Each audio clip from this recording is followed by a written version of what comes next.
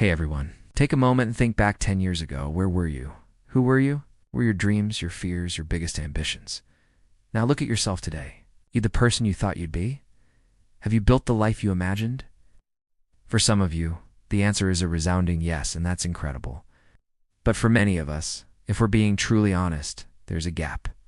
A gap between the person we were, the person we hope to become, and the person we are right now. Maybe you feel stuck. Maybe you feel like life just happened to you.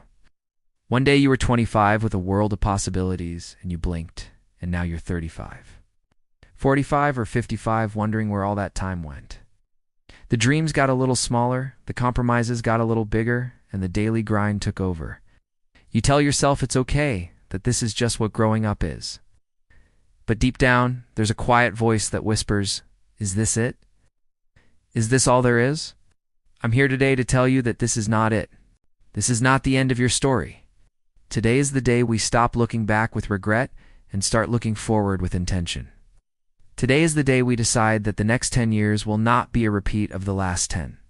The next 10 years will be the decade where you take back control. It's time to fix your next 10 years. And when I say fix, I don't mean that you're broken. You're not. You've survived. You've learned. You've grown in ways you probably don't even recognize. But fixing in this context means course correcting, means aligning your daily actions with your deepest values and your biggest goals. It means becoming the architect of your future, not just a tenant in a life built by circumstance. So how do we do it? It sounds like a huge, overwhelming task, right? Whole decade? But it starts with one simple, powerful step. Radical honesty. You have to be brutally honest with yourself about where you are right now. What's working in your life? What's draining your energy? What habits are holding you back?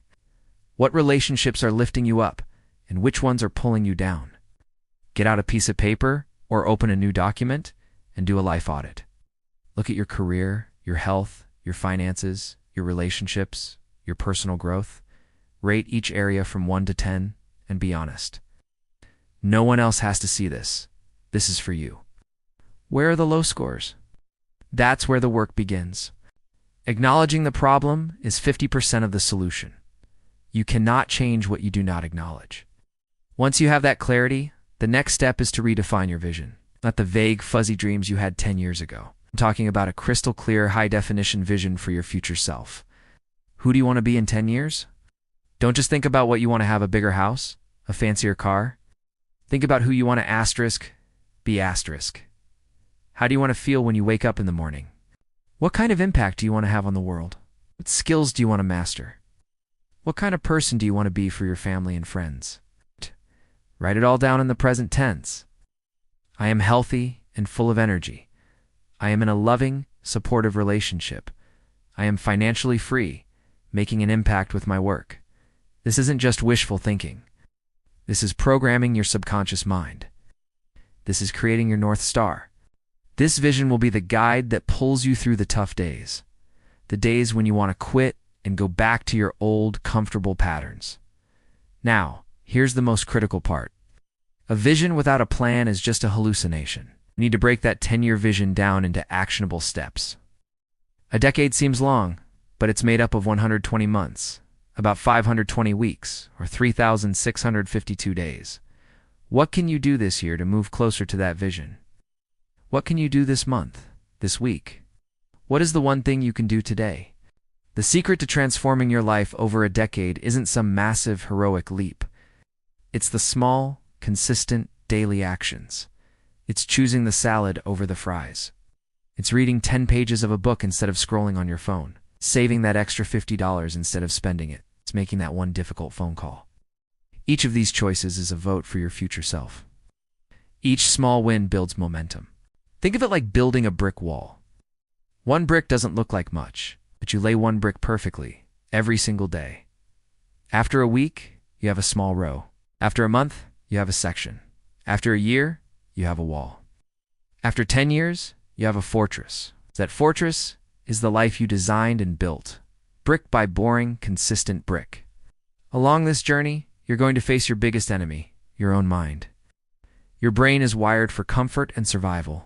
It loves the familiar, even if the familiar is making you miserable. When you try to change, your brain will scream at you. It will come up with a million excuses. You're too tired. You can start tomorrow. It's not that bad. Who are you to think you can achieve that? You have to learn to be the master of your mind, not its servant. Recognize that voice of doubt for what it is. Fear.